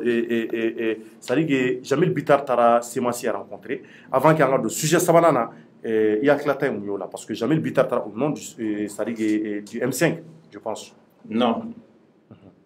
Jamil Bitar ye démarche min kɛ démarche ɲumanba don c'est une démarche très noble a mɛnna n y'a fɔ ye n y'a fɔ ni plateau kelen kan n ko Semasi mɔgɔw a mɔgɔ fanba ko k'olu bɛ M5 kɔnɔ ma bɔ M5 kɔnɔ dɛ dɔw fana ko k'olu bɛ M5 kɔnɔ Maliko de kama ko hali ni Diko tɛ yen olu bɛ M5 kɔnɔ ne yɛrɛ y'a jeune dɔw démarche an ka réunion dɔ senfɛ n ko ma M5 tɛ mɔgɔ ta ye mɔgɔ min hakilina ni M5 mɔgɔ hakilina bɛ taa ni ɲɔgɔn ye aw bɛɛ ye kelen ye n ko ka na réunion na an ka réunion participer u nana réunion na u ye réunion participer bon o kɔfɛ an y'a ɲini bɛɛ fɛ mɔgɔ o mɔgɔ bɛ se ka sama mɔgɔw nɔfɛ ka na n'a ye M5 kɔnɔ i ye baaraba de kɛ plateforme dɔ de bɛ Bitar bolo depuis M5 ma sigi u ni Semasi mɔgɔw bɛ jɛ la accord politique b'u ni ɲɔgɔn cɛ bon Semasi mɔgɔw yɛrɛ ka fɔ la u ko wagati dɔw sera ko olu ka kɛlɛ kun cayara u ka interne na temps tun t'u bolo ka na M5 na sinon u ye min fɔ en réalité Semasi ma deli k'a fɔ k'a bɔra M5 na Kawjim de tun bɛ a ka mission na pour que ka M5 ci o ma ɲɛ a bolo a tun bɛ ka essayer ka Semasi impliquer a la dans b'i bolo la mais Kawjim y'a fɔ siɲɛ joli ko M5 cira a y'a fɔ siɲɛ joli ko M5 ko banna ko M5 est mort de sa mère a ma wuli ka na ka M5 mɔgɔw bɛɛ lagosi wa a tun bɛ sɔrɔsiw ka mission na a tun b'a ka alimami ka mission na o ma ɲɛ a bolo a n'o alimami yɛrɛ bɛ ɲɔgɔn na bi yɔrɔ min bɛ yen n'o kan ka souligner Semasi ko la Thierno i bɛ se ka bigi ta k'a sɛbɛn problème min bɛ Semasi la o ye problème de cohérence cohérence kun tilenna Semasi mɔgɔw u ko olu bɛ imam ka vision de nɔfɛ vision tɛ imam yɛrɛ la Diko n'a pas de vision Diko n'a que des intérêts à préserver Diko n'a pas de vision c'est quoi sa vision ni vision tun bɛ Diko la M5 ye nin kɛlɛba in kɛ M5 ni sɔrɔsiw ye ɲɔgɔn sɔrɔ c'était l'occasion de maintenir le cap ka jamana in bila rail kan fo mais ni vision tun bɛ Diko la Diko tun bɛ fɛɛrɛ de kɛ jamana in ka taa ɲɛ o taabolo in kan a m'o kɛ o a y'a essayer k'a ka intérêt de ɲini ka premier ministre ɲini k'o bila ka ministre dɔw nommé ka denmisɛnnin dɔw kɛ chargé de mission ye o b'a yira k'a fɔ vision tɛ Diko yɛrɛ la n'olu b'a fɔ ko bɛ Diko ka vision kɔ Semasi ni M5 ka bɛn ou bien Semasi ni jɛkulu o jɛkulu bɛ jamana in kɔnɔ k'u ka bɛn ma da la i ma kuma in fɔ i b'a arrêter don dɔ la i bɛn'a jira Semasi ni M5 tɛ se ka mais laɲiniw dun y'a yira k'a fɔ k'a ka ca Ala fɛ olu ko k'u bɛ imam ka vision de kɔ vision tɛ imam na ça c'est clair d'accord ok merci Amara maintenant i bɛ to n kɛrɛfɛ hali bi sabula an bɛna don mun ye magistrat ka ko ye sabula sɔgɔmada in yɛrɛ kun gɔnnen don kosɛbɛ kosɛbɛ maliyɛnw k'a yira aw la k'a fɔ bi Bamako kɔnɔ ntɛnɛndonya fɛ septembre kalo tile mai kalo tile 17 cour suprême na Bamako kɔnɔ yan nɔ ATT ta sira la magistrat kun bɛ ka weleli bila kunnafonidilaw ma a b'a kalama k'a fɔ dɔgɔkun laban a yirala k'a fɔ l'UNTM ni o ye Union nationale des travailleurs du Mali u ko k'u bɛ fɛ ka jamana paralyser k'u bɛ fɛ ka grève kɛ u bɛ fɛ ka grève kɛ banques ko olu datugu ka frontières datugu mun ye douane ye yɔrɔ caman bɛ yen Mali service caman bɛ yen nɔ ko olu bɛ datugu ko baara tɛ k'a si la a kumakan in a bonyana an caman hakili ma an y'u ɲininka k'a fɔ n ko kuma Mali bɛ dingɛ min kɔnɔ nin waati in na olu ɲɛ t'a la wa u ko k'o tɛ k'olu b'u ka hakɛ de la wa k'olu ka nin hakɛ in diyagoya don ko fɛn caman bɛ yen u y'o de ɲɛsin an ka faamaw ma ko fura ma sɔrɔ a la Maliyɛnw sɔgɔmada in na an y'a ye k'a fɔ l'UNTM mɔgɔw olu ka magistrats plutôt u ka conférence la sɔgɔmada in na u ye kuma caman fɔ Maliyɛnw magistrats u ye kangarimada kɛ u ye kuma caman fɔ bi ka ɲɛsin outrage magistrat minnu ni a ɲɛsin bɛ maaw ma surtout kunnafonidilaw k'a yira k'a fɔ ko olu tɛ ban mun ye critique ye k'olu tɛ ban o ma dɛ mais ko olu dɔgɔya k'olu nɛni k'olu tɛ se k'u sigi k'o lajɛ u donna sariya fɛn caman kɔnɔ k'a walawala kunnafonidilaw ye o ko kɔnɔna na Maliyɛnw da nana se jumɛn ma ni o ye UNTM mɔgɔw ka nin grève ko in ha a ko bɛ dugu kɔnɔ sa jaja Maliyɛnw an y'a yira k'a fɔ an ka laɲiniw nana an ka analyse n'an ka koɲɛɲiniw an nana ye k'a fɔ tariya bɔlen da fɛ k'a fɔ bras de fer o de bɛ fɛ ka kɛ magistrats ani UNTM ni ɲɔgɔn cɛ wa sabula u ka kumakanw dɔ la u ye fɛn caman fɔ kumakan ninnu kɔnɔ ka ɲɛsin nin waati in na ko minnu bɛ yen k'a bɛ ka kɛ UNTM ko kɔnɔ u y'a yira k'a fɔ ko olu kɔni mun ye jugement ye mun ye kiiritigɛ ye k'o bɛ ka kɛ Mali fantan 4 bɛɛ kɔnɔ olu tɛ nin grève ko in na k'olu sen t'a la u ka kumakanw na u y'a yira k'a fɔ ko caman bɛ ko in kɔnɔ ko mun bɛ yen ko anw t'a kalama ko sabula u ka kumakan dɔ la ko des biens appartenant à des ténors de l'UNTM ont été saisis par les pôles économiques. Pôle économique est yoro mun be kabi anga Mali zumbarabaw anga fonctionnaire baraba mun be ku banga nafolo barabaw caman dun milliards ba deni 800 millions ni 900 millions. Pôle économique de ba joni ulu ye kulu weli. Kuma kauna ko UNTM barombaw be UNTM barakela caman be no mun be ko pôle économique keme ka weleli bla u ma ko u keme ku occuper u ka dossier la. Kumakan do mun ɲɛsin bɛ n'u kɛmɛ k'u saisi a la wa ko inshallah ko ninnu bɛ yen u ye fɛn caman fɔ a kan a Maliyɛnw o b'a yira k'a fɔ ko bɛ sen kan o hukumu kɔnɔ an bɛna lajɛ nin waati in na ni ka se ka UNTM mɔgɔw ka guite wele kumakan minnu ɲɛsin ma parce que sɔgɔmada in na an ye Katile fana ye Katile ye conférence kɛ a ye kuma caman fɔ a ko MINUSMA mɔgɔw nan'u rencontrer ko jɛkulu caman nan'u rencontrer mun ye CEDEAO ye mɔgɔ ye wa k'olu fana ka jɛkuluba minnu bɛ yen mun bɛ baarakɛlaw défend ka baarakɛlaw ka se ka u ka kow défend u bolo k'olu fana bɛna olu wele ko ninnu dabolo kan tari ko in bɛ cogo jumɛn exactement a yira k'a fɔ sɔgɔmada in na nin ko de kɛra nka an ka laɲini fana tun ye mun ye Clément Danbele ka se k'ale fana sɔrɔ nka Maliyɛnw an y'a fɔ Clément kɔni ye k'a fɔ k'an bɛ fɛ k'a sɔrɔ nin ko in kɔni na mun ye magistrats ka nin ko in ye nka malheureusement an ye ale wele an ma se ka Clément Danbele sɔrɔ ɔ ka sababu kɛ mun ye kɔni an kɔni ma se k'o dɔn nka an y'a wele ka dɛsɛ an n'a ma se ka ɲɔgɔn sɔrɔ donc waati in na an bɛna Guité wele Guité b'an bolo kɔrɔ téléphone na yan an bɛna ɲininkali caman bolo d'a kunna k'a ɲininka u ka grève in taabolo kɔnɔna na Guité salamu aleykum. Wa aleykum salam. Somɔgɔw bɛ di. Tɔɔrɔ tɛ. Nba bon a ma se déjà i k'i présenté sabula dɔgɔkun tɛmɛnen i y'i présenté i ko k'i ye secrétaire aux organisations je ne sais pas o tɛ wa. Aux revendications secrétaire aux revendications. Aux revendications. UNTM kɔnɔna na donc an y'a ye k'a fɔ a ka grève daminɛna sɔgɔmada in na Mali fantan ani 4 fɛ a y'a fɔ cogo min na banque kɔni caman datugu mɛ hali ni service minimum dɔw tun bɛ yen an ye fɛn caman jateminɛ vraiment et puis kumakanw kɔnɔna na an y'a ye magistrats fana kumana aw kan bi et puis Katile fana ka conférence la a fana y'a yira k'a fɔ ko aw ni jɛkulu caman ba ɲɔgɔn ye donc ne bɛ fɛ ka mun dɔ fɔlɔ ɲininkali fɔlɔfɔlɔ bɛ yɔrɔ mun na o ye grève in a taabolo bɛ cogo jumɛn tari aw bɛna taa ni nin damansen in ye wa fo ka se dɔgɔkun laban ma wa. Dɔgɔkun laban fo ka se dɔgɔkun laban ma ka dɔgɔkun wɛrɛ d'a la fo ka taa illimité la a taabolo ka ɲi kosɛbɛ. Guité a taabolo ka ɲi. Kosɛbɛ parce que jamana ma jɔ wa jamana frontière bɛɛ datugulen don service minnu bɛɛ bɛ nafolo don jamana kɔnɔ a bɛɛ jɔlen don administration bɛɛ jɔlen don donc anw fɛ a kɛra sewaba de ye a kɛra kunnawoloba de y'an ma. Guité a kɛra kunnawolo ye mais a fɔra an dun y'a mɛn kɔrɔfɔ la ni a ka grève ninnu kɛra dɔgɔkun tile kelen yɛrɛ kɔnɔ k'a bɛ se ko miliyari bayirikaw de bɛ tiɲɛ an ka jamana kɔnɔ. Yani ka o bɛ gouvernement de kun kan sa kɛ donc parce que olu de ye grève in laɲini olu de y'an poussé ka taa grève la sinon centrale si ka laɲini tɛ ka taa grève la grève y'an ka dernier recours de ye n'i y'a ye an ser'o ma Ça veut dire à bora gouvernement de yoro. Donc ni kololo boro konna na gouvernement ka kololo. Mais ani ministre mo kele ka ɲɔgɔn ni CEDEAO ani an ka Bamako ladilatigiw o bɛɛ ma se ka kɛ sababu ye a ka se ka ɲɔgɔn ye pour que ka se ka bɛn fɛn kan wa? Cɛrɛbɔ yano ani ministre mɔgɔw kun ka ɲɔgɔn ye ani olu ta kɛra bi mais min ye Bamako dugutigilakaw ni chef de quartier ni patronat ni chambre consulaire olu bɛɛ lajɛlen nana Dimakari don an n'u ye ɲɔgɔn ye. Amasala ni bisimila au conseil islamique fana kun b'a la ni confession religieuse bɛɛ lajɛlen catholique ni protestant nu bɛɛ lajɛlen kun bɛ yen an y'u bisimila kosɛbɛ u ye nali kɛ cogo min na o ye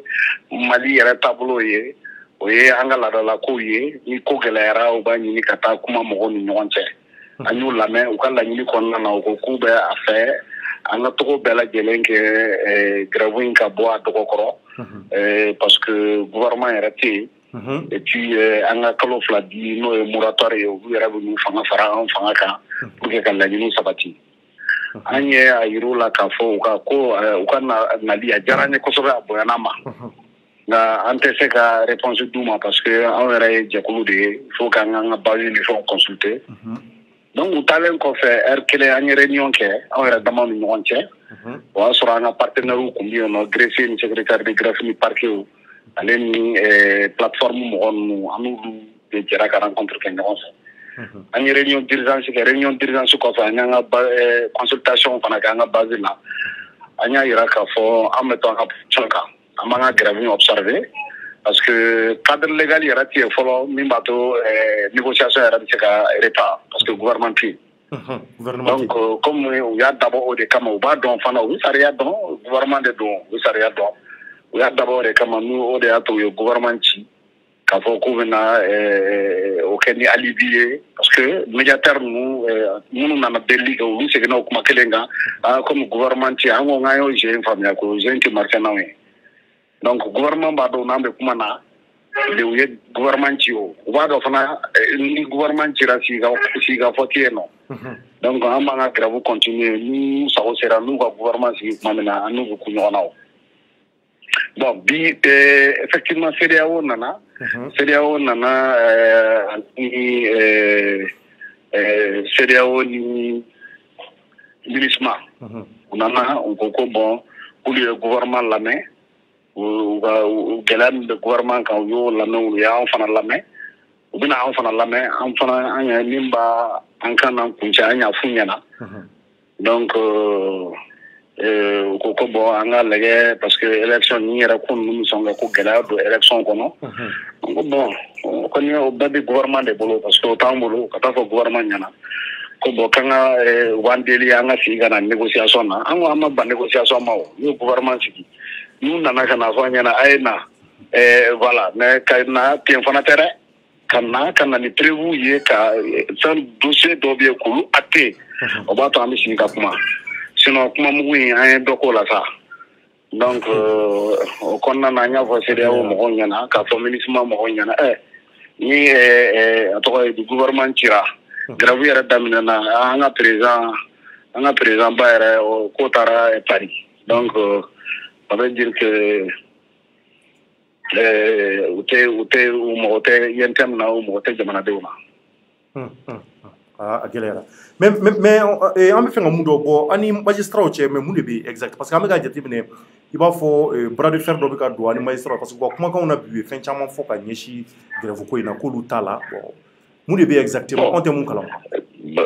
Bras de fer t'a ni mɔgɔ cɛ bras de fer t'a ni syndicat ni ɲɔgɔn cɛ kuma tɛ magistraw ma peut-être faamuyabaliya dɔrɔn de don kow la ne b'a bila o minɛn de kɔnɔna na sinon syndicalement ni acquis de ye olu ka acquis ye hali ni gouvernement ko k'a b'a b'u bolo an bɛ fara olu kan k'o kɛlɛ pour que a kana b'u bolo o y'a position ye en tout cas ne ka philosophie y'o de ye donc syndicaliste man kan k'i syndicaliste ɲɔgɔn ka action lagosi o yɛrɛ bɛnnen tɛ sariya yɛrɛ kɔnɔna na syndicat sariya kɔnɔna na n'i t'a la i t'u ka grève la i t'i ka grève la o y'o ye bon maintenant kuma caman fɔra ne t'olu ta en compte mɔgɔw ka expression n'u ka kumacogo tɛ kelen ye mɔgɔw ka kumacogo tɛ kelen ye donc foyi tɛ an ni magistrats ni ɲɔgɔn cɛ en tout cas au niveau de l'interne gɛlɛya foyi tɛ yen. Gɛlɛya foyi tɛ yen. Ayi. D'accord. Ok, donc dans ce cas, maintenant, an ɲɛ b'a la enseignants fana ko k'u sen tɛ grève la. Taro o ko fana bɛ cogo di? Enseignants minnu tɛ grève la olu t'an ka centrale la o parce que syndicat ye tɔnko de ye. I bɛ taa sɔrɔ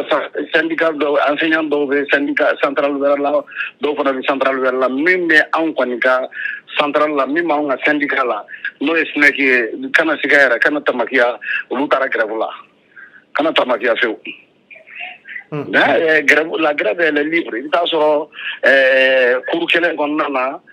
ni école karamɔgɔ 30 bɛ yen nɔ i bɛ taa sɔrɔ 10 bɛ dɔ bolo 5 bɛ dɔ bolo 5 bɛ dɔ bolo 10 wɛrɛ bɛ dɔ bolo o de don an ka tɔndenw kɔni y'a observé. D'accord, Asidimu Amara ɲininkali dɔ b'i bolo? Oui. D'accord. Ko UNTM ɲɛmɔgɔ dɔw ka minɛn dɔw saisira ko pôle économique fɛ ne fɛ ka kuma o yɔrɔ kan. Taro o kuma ye tiɲɛ ye wa? N m'a faamu. Ko pôle économique a fɔra pôle économique ye a ka ɲɛmaa dɔw ka fɛn dɔw saisi. Magistrats y'a fɔ. Magistrats. UNTM kɔnɔna na. Tiɲɛ don wa? O ko bɛ cogo di? Non, nin ye ne kunnafoni fɔlɔ ye o kuma kan. E t'o kalama? Ayi, hali UNTM mɔgɔw t'o kalama. Nin y'an kunnafoni fɔlɔ ye o kuma kan. K'a fɔ ko UNTM mɔgɔ dɔw wele don pôle économique la. An t'o kalama. An n'u bɛ ɲɔgɔn ye don o don. Donc an t'o kalama. Bon, maintenant ni jɔn de y'a kuma fɔ? Bon, c'est à dire que ŋunuŋunukaw bɛ k'a jira k'a fɔ ko UNTM fɛn dɔw bɛ yen, c'est à dire que ko UNTM ka baron dɔw. Procureur ka kuma conférence de presse de y'a fɔ bi. O ko bɛ cogo jumɛn? Non, ne kɔni tɛ nin ye ne ka information fɔlɔ ye o la et puis bon a bɛ fɔ an ɲɛna fana Thierno ko hali ni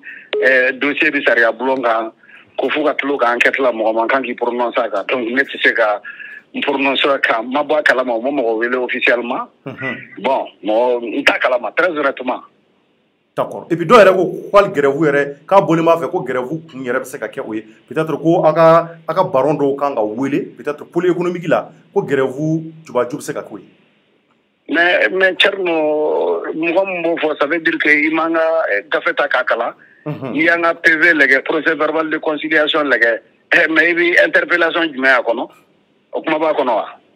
D'accord. Donc k'i ɲininka non kana tɛmɛ yɔrɔ kan a kuma b'a kɔnɔ wa? K'a fɔ ko a tɔgɔ ye di u ye INTM mɔgɔ dɔ interpellé yurugu sira la an bɛ fɛ olu ka bila est-ce que o bɛ gafe kɔnɔ an ka PV kɔnɔ? D'accord. A t'a kɔnɔ. Donc gafe ta i b'a lajɛ i bɛ PV ta k'a ta depuis PV fɔlɔ fo ka n'a bila laban na i bɛ taa fɔlɔ fo point laban na a t'a kɔnɔ minnu b'a kɔnɔ olu dɔnnen don an ka revendication dɔnnen don o ye harmonisation ye prime et indemnité o ye harmonisation ye grille o ye partant volontaire ka sara ye o ye CMDT kuma ye o ye OCLEI ka loi ka rédiger disons loi kura ka ta OCLEI la parce que sariya min bɛ yen nɔ a bɛ constitution yɛrɛ violer donc olu kumaw b'a kɔnɔ. D'accord, donc Guité, maintenant, Korofalabana, grève tɔ bɛna kɛ cogo di sisan? Grève bɛ continuer an b'a la sini bɛ k'an tile filanan ye an b'a la fo juma juma banna samedi ni dimanche déjà olu ye jour férié ye a dɔw bɛ daminɛ a grève kun filanan bɛ daminɛ tɛnɛndon tuguni ka taa bila fo o juma don an bɛ tila ka kari ni sibiri ko o repos la bon après an bɛ taa grève limitée la. D'accord. Ala ka ko tɔ nɔgɔya. Amina yarabi. Merci beaucoup Guité. Merci beaucoup. Donc Amara i bɔra ka kɔrɔfɔ lamɛn ni ko ye ko min bɛ yen ko a kan ka majɔrɔ sabula ko dɔgɔkun kelen dɔgɔkun fila donc ko u tɛna se ko malgré tout que kuma minnu fɔra ka ɲɛsin u ma en même temps encore que o ni MINUSMA ye ɲɔgɔn ye u ni CEDEAO mɔgɔw ye ɲɔgɔn ye u ni an ka Mali maaba caman ye ɲɔgɔn ye pour que segin ka ko bɛ se ka kɛ cogo min na mais k'o bɛɛ la ko grève k'a bɛ continuer fo ka se dɔgɔkun fila ma e bɛ se ka mun sɔrɔ ka fɔ o la? Bon, grève in ne b'a soutenir à 100%. Parce que baarakɛlaw ka hakɛ ɲini don. Que je soutiens cette grève-là. Comme magistrat fana ka grève waati an y'u soutenir. k'u dɛmɛ k'u ka hakɛw ɲini parce que baarakɛla ni hakɛ minnu ka kan n'o bɛ gafe yɛrɛ kɔnɔ o ka d'a ma ça c'est tout à fait normal comme tubabuw b'a fɔ cogo min de donner à César ce qui appartient à César bon ni minnu wulila k'u démarcher bi n'u tun wulila ka démarche in kɛ a tuma la ninnu tun tɛ taa grève la mais an y'a ye kabini tile damadɔni grève in bɛ ka lagosi sira bɛɛ fɛ minnu bɛ kan ka grève in k'a ɲini k'a lagosi o faamuna bon hali n'a y'a sɔrɔ magistrats ye INTM ɲɛmɔgɔ dɔw ka fɛn saisi minɛnw saisi fɛn fɛ pôle économique fɛ Thierno INTM la mɔgɔ bayiriga caman de don hali ni mɔgɔ 100 ka fɛnw saisira ne bolo o ni fɛn in tɛ ɲɔgɔn ɲɛ sira la kosɛbɛ n hakili la o yɔrɔ in mɔgɔ kan ka ɲɛɲini k'a dɔn kosɛbɛ de toute façon Thierno i ka jɛ ni tile damadɔni kɔngɔ ye i k'i si tɔ bɛɛ kɛ dumuni duman dun na o ka fisa i k'i ban tile damadɔni kɔngɔ ma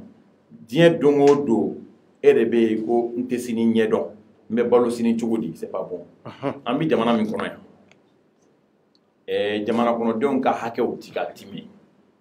baarakɛlaw mago bɛ fɛn minnu na u tɛ ka taa a sira fɛ n'i ye Mali yɛrɛ lajɛ i bɛ se k'a fɔ yɛrɛ baarakɛ jamana tɛ parce que 15 heures bɛ se yɔrɔ o yɔrɔ o b'a sɔrɔ baarakɛyɔrɔ in bɛɛ vidé presque bɛɛ taara so soit 10 heures b'a sɔrɔ mɔgɔ min nana baarakɛyɔrɔ la a ka dɔgɔ fo n'a kɛra privé kunda mais o yɔrɔ la ni baarakɛlaw bɛ k'u ka hakɛ ɲini pour que ka u ka baara taabolo ɲɛ ka nafa don baara la n hakili la o ka kan kosɛbɛ a y'i da se o tile min ma kosɛbɛ o don na an kɔrɔkɛ an fa Usumani Tarawele a kuma n'o yɔrɔ kan a ko o tile directeur bɛ 4 750 000 ta kalo kalo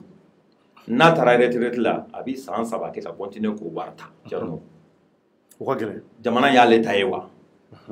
o ka bɔ yen a ka chauffeur kɛ ko o ka prime mana fara ɲɔgɔn kan ko 900 000 o tɛ ministre sara ye o kɛlɛ kɛ kunbɛw o ye revendication fɛn fɛn fɔ UNTM na fo bi a revendication Thierno a bɛɛ tilennen don sisan UNTM mɔgɔ minnu ka fɛn ministère de l'administration territoriale fana na mɔgɔ 22 fana bilala grève kɔnɔna na fana donc u y'a essayer u ka revendication in bɛɛ tilennen don UNTM mɔgɔ ni mɔgɔ b'u la min jɛlen tɛ ou bien dossier kolon min kan c'est tout à fait normal a dossier ka saisi jamanadenw yɛrɛ b'o de ɲini na pour lutter de la corruption contre kɔnɔna na mais 1236 milliards min taara ko ka assurance minɛnw san kɛlɛkɛ minɛnw san UNTM mɔgɔ de y'a dun quoi hakili la mɔgɔ bɛ kɛlɛ la waati min a bɛ wuli ka jɔ la waati min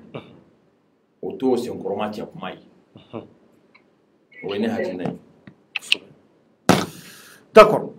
donc waati in na an bɛna professeur Clément Danbele sɔrɔ donc ale fana kun an mago b'a la waati caman bɔ nka an n'a ye ɲɔgɔn sɔrɔ nin wagati in na donc Clément somɔgɔw bɛ di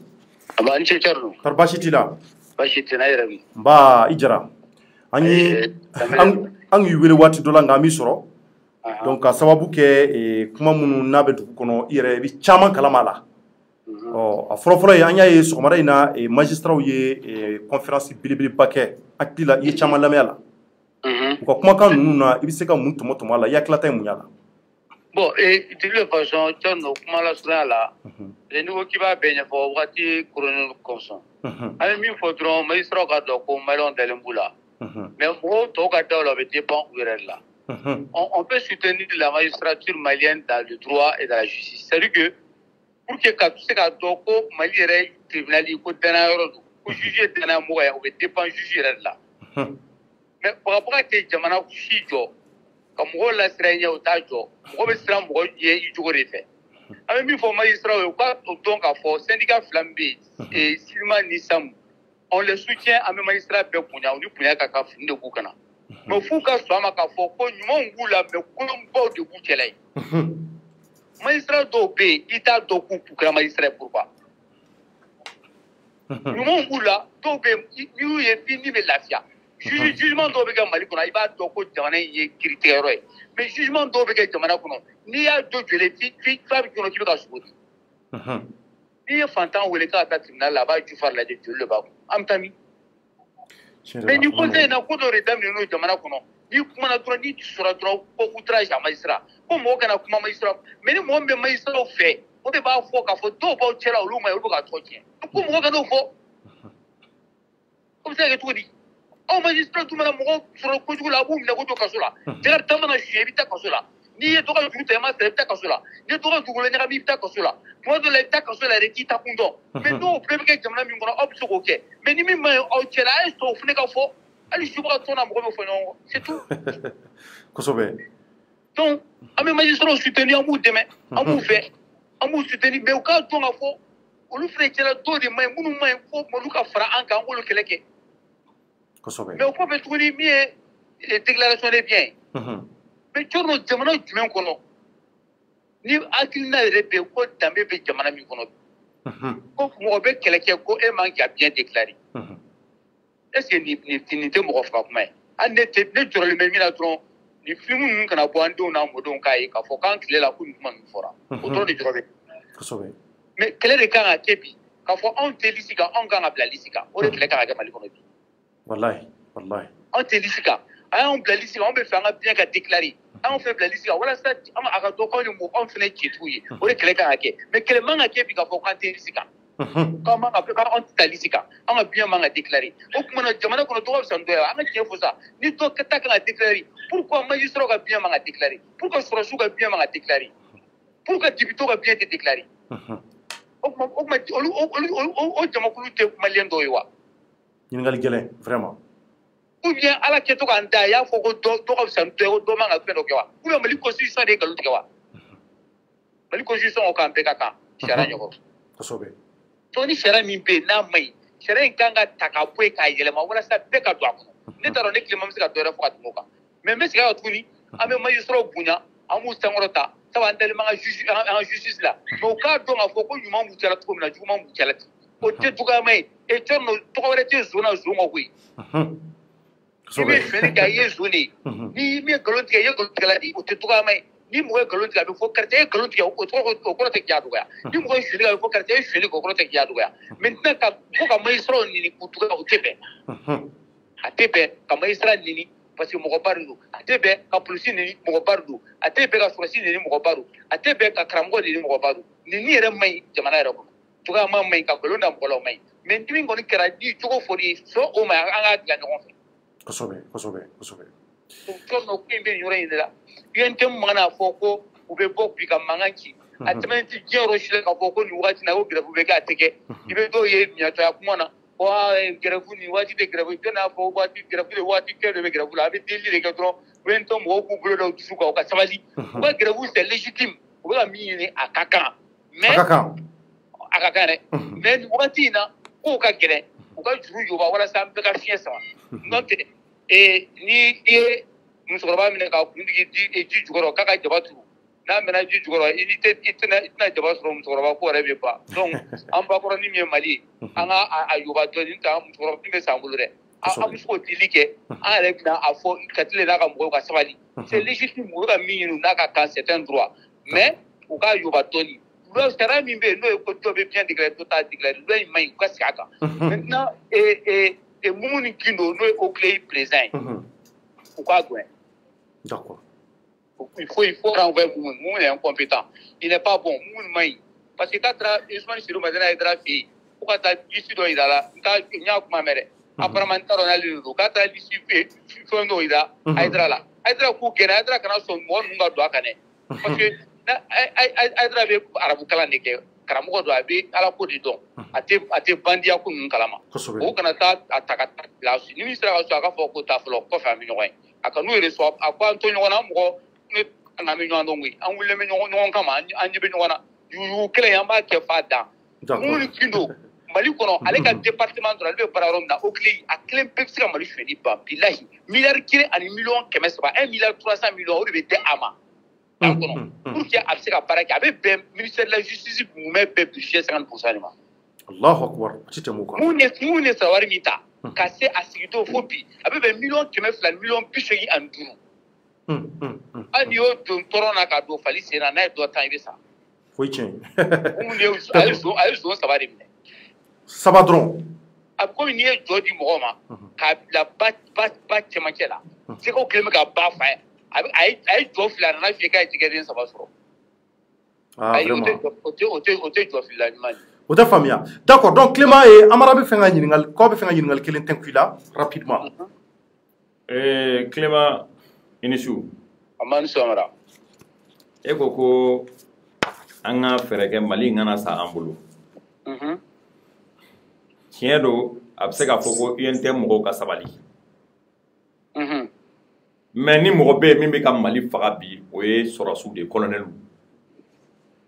Pourquoi i t'a fɔ olu ka sabali Mali in kana sa u bolo? A bɛ ne kɔnɔ n ka ne wele bi déclaration de la ne taara n ko n welela. Non, ne m'i wele, Thierno de y'i wele. Ne bɛ profiter ka n ka question de poser kunna en fonction de i bɔra ka kuma min fɔ sisan. Komi ni i bɛ fɛ n k'o débat kɛ i bɛ invité o débat la. Ne m'a fɔ n ko colonels ka ɲi colonels ma ɲi ni colonels ma ɲi Amara an wele an ka k'u kama an k'u gɛn an bɛ se k'o fana kɛ mais komi ne ma wele o kuma na bi ne welela. Clément n bɛ tila k'i wele n'a ka di ye an bɛ sigi n b'i questionner mais sani o don cɛ komi e ko ko UNT mɔgɔw ka sabali.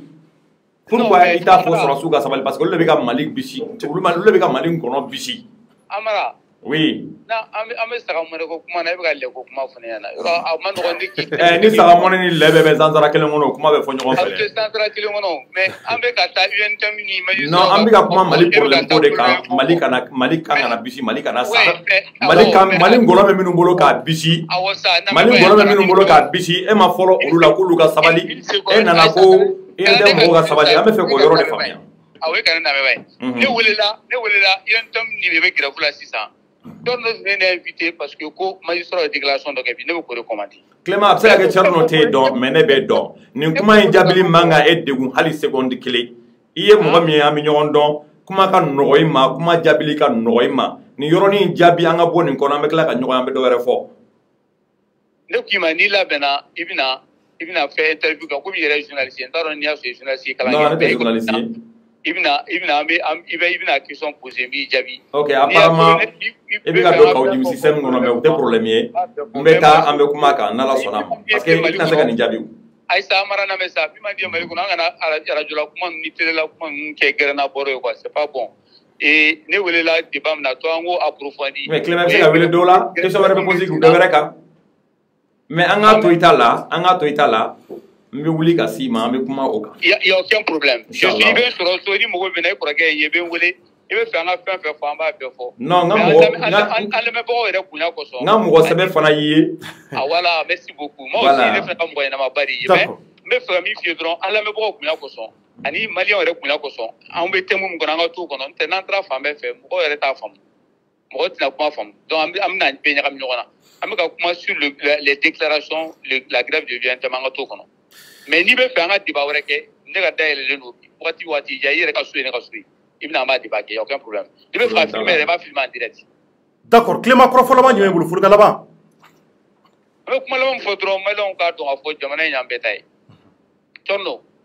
na Mali bɛ yɔrɔ min na bi an kana fɔ k'an bɛ ɲɔgɔn muso la an bɛ ɲɔgɔn sutura an bɛ fɛnw kɛ o de ye Mali ci. Ni min tɛ bɛn a tɛ bɛn ni min bɛ bɛn a bɛ bɛn. Kosɛbɛ. Mali faamaw an bɛ min fɔ minnu bɛ fanga la bi transition faamaw u k'a dɔn k'u fɔra dɔ kɔ dɔ bɛ fu kɔ n'u y'a kɛ ko ɲuman kɛ maliyɛnw bɛ tigɛrɛ fu kɔ n'u y'a kɛ ka juguya u k'a dɔn k'a fɔ ko IBK bɛ fisaya n'u ye parce que foyi man jugu maliyɛn man jugu mɔgɔ si ma fo faama jugu faama bɛ a to maliyɛn bɛ muɲu ka sabali dɛ mais n'a wulili kama don min na f'a bɛ k'i kɔnɔ ko e tun bɛ jamana min mara e tun bɛ k'i sɔrɔ jamana ma ko ten kosɛbɛ. Donc u ka maliyɛnw lamɛn n bɛ segin a kan u ka maliyɛnw lamɛn tuguni. U k'a dɔn k'a fɔ ko jamana in kɔnɔ mɔgɔ mɔgɔ bɛ yen nɔ n'a diminen don u k'a bɛɛ lamɛn u tɛ se ka min kɛ u k'o kɛ n'u tɛ se ka min kɛ u ka tiɲɛ fɔ maliyɛnw ye k'a fɔ nin bɛ tan nin bɛ tan mais ka mangu k'an sigi an wolo na ko fɛn tɛ bɔ a la fɛn bɛ bɔ a la i ma sigi ni min ye ne nin de fɔ bi u k'a dɔn k'a fɔ parce que moi je soutiens la transition ni mɔgɔ y'u dɛmɛ ne y'u dɛmɛ ni mɔgɔ y'u soutenir mais n t'a kɛ nkalon kan ne bɛ taa n t'a kɛ nkalon kan donc u ka baara kɛ tiɲɛ kan u ka bɔ ka kuma maliyɛnw fɛ min bɛ u k'a fɔ maliyɛnw ɲɛna sabula u k'a dɔn u ma mɔgɔ si san u ka juru tɛ mɔgɔ kan na wa tɛ se ka mɔgɔ si jagoya ka foyi kɛ jamana in kɔnɔ yan. Olu de bɛ mɔgɔ ka bila la mɔgɔ si t'u ka bila la donc u ka tugu ni mɔgɔw ka bɛn u ka kuma ɲɔgɔnya sinsin jamana kɔnɔ o de daga d'u la o de daga di jamana na. Merci beaucoup Clément. Merci Jara. Merci. D'accord, du coup, climat. Donc maintenant, vraiment, avis folie là, c'est un canot. Ma émission sera couverte. Il y a une folie à l'avant. Amarama. Donc, à ma foi, il y a un boraka climat qui correspond, mais un climat soro. Donc, il fait un chamon faux qu'on nous en même temps, un Mustafa qui fait un soro. Donc, il fait un chamon faux grève tabolo. Donc, il m'a dit qu'il faut albi UNTM grève là. Donc, on flaco ou bien au décamé d'eau de calbi à la selji bois coca à la familialiste d'eau à cola. Voilà ça, albi jamana avec du coup mon absec à beaucoup de choses. Amara folie à l'avant du main. Bon, ça n'est pas folie à l'avant, mais comment l'avant pour Malion y an ka yɛrɛ ye an ka to an ka hɔrɔnya n'an danbe kan tɔrɔ bibi na n'i ye émission débat lajɛ télé sow la walima n'i y'a lamɛn radio sow la kuma sulu ko an bɛ dɔw filɛ an ka mɔgɔkɔrɔbaw ye u b'u da don kuma dɔw la kuma min tɛ tiɲɛ ye walima u yɛrɛ tɛ fɛn minnu dɔn o bɛ jamana kɔnɔdenw fili kosɛbɛ hakili la an kan ka bɔ o kɔnɔ bi Mali bɛ degun min kɔnɔ Mali mɔgɔ bɛ jamanadenw bɛɛ la bɛɛ sɛgɛnnen don bɛɛ tɔɔrɔ la jamana in bɛ ka yuru ka taa fɛ ni kɔlɔlɔ minnu filɛ an da la Ala k'an kisi ninnu tɔɔrɔ ma Ala k'an kisi ninnu basi ma u bɛ ka wuli bi kibaruya dɔw b'an bolo gouvernement kura minnu bɛ ka taa non seulement kɔlɔlɔ minnu b'a kɔnɔ u kan ka bɔ k'u bɛ fɛ u ka mɔgɔ wɛrɛ ka don mɔgɔ kana bɔ u cɛ la n'o ye kojuguba ye dɛ ni maliyɛnw ma wuli n ye nin kuma in fɔ yan ka tɛmɛ ni maliyɛnw ma wuli ka ninnu daga bɔ u da la wallahi Mali ko bɛ kɛ nimisa y'an bolo jɔn de tun b'a bila i kunna il y a 2 ans ko fo Kita kɛrɛfɛla bɛ minɛ jadisiw bolo jɔn de tun b'a bila i kunna ko il y a 2 ans ko Segu mara a fanba bɛɛ bɛ jadisiw bolo jɔn de tun bɛ se k'a bila a kunna il y a quelques années seulement ko centre ko bɛ kɛ jadisiw ka théâtre ye autorité tɛ yen foyi tɛ yen n'an m'an janto jamana in tɔ la problème min bɛ jamana in kɔnɔ k'a bɔ yen a commencer par chasser ces militaires là pour aller au front wallahi an bɛ nimisa sinon n ka foli bɛ bɛɛ ye n ka foli bɛ Ouverture Media jama bɛɛ ye. Merci Amara. n ka foli bɛ M5 jama bɛɛ ye. Merci beaucoup. n ka foli bɛ Mali jeunes bɛɛ ye. D'accord, an b'i fo k'i waleɲuman dɔn vraiment merci Maliens an ka foli bɛ se aw fana kelen-kelenna ma k'aw bɛɛ fo ka waleɲuman dɔn k'a fɔ hali bi wulikajɔ ani cɛsiri walasa kunnafoni ko hukumu kɔnɔ a ka se ka faamuyali caman sɔrɔ a la donc an b'a fɔ aw ye nin de tun b'an bolo bi an bɛ dugawu kɛ jamana ye hali bi Ala ka bɛɛ ani sabati don Mali kɔnɔ Ala ka jamana in ka taa ɲɛ merci à toutes et à tous a k'an bɛn sini au revoir. Double 7, double tes limites.